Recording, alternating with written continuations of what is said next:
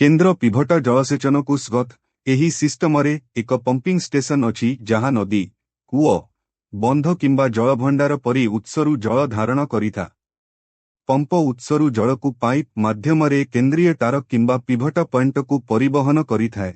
जल स्पान गठन माध्यमरे चालित एवं छिंचकर्ता माननकु बंटन करा जाए, जहाँ माटीरे अवशोषण को अधिक करिबा पई सठिक आकारर जल बुंदा प्रयोग कर सेंटर पिभट संचालित भावरे गति करे।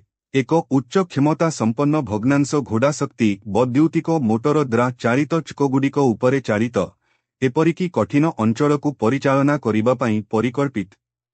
प्राय समस्त प्रकारर कृषि फसलरे केंद्र पिभट व्यवहार करा जाय परिबो। सिस्टम आपनक व्यक्तिगत क्षेत्रर आकार, आकृति एवं भूमि पई कस्टमाइजेबल।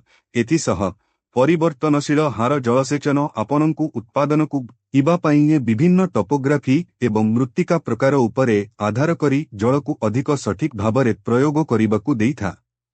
केंद्र पिभट जलसेचनर लाभ कम चाष होइथिबा अंचलरे अमल वृद्धि, मरुड़ीरु सुरक्षा, उत्पादन खर्च ह्रास, बृहत परिमाण एवं अधिक दक्षता वर्षकु एकाधिक अमल संभव करिथाए। एथिसह केंद्र पिभटगुड़िक पारंपरिक जलसेचन अपेक्षा 50% रु 75% कम जल व्यवहार करती एवं उत्तम सठिकता प्रदान करती। जेउठारे आवश्यक हुए सेमाने सठिक परिमाणर जल प्रयोग करती।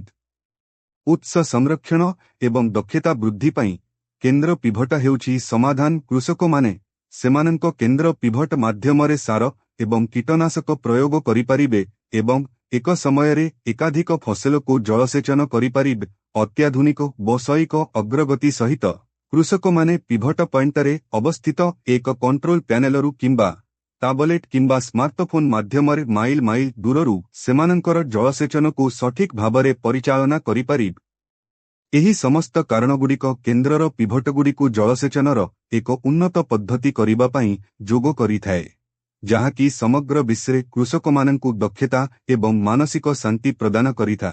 जदि आपण एही वीडियो पसंद करंती दयाकरी एही चैनल को सब्सक्राइब करिबाकु भूलंतु नहीं एवं एहाकु आपणकर सांगमाननक सहित अंशीदार करंतु। धन्यवाद।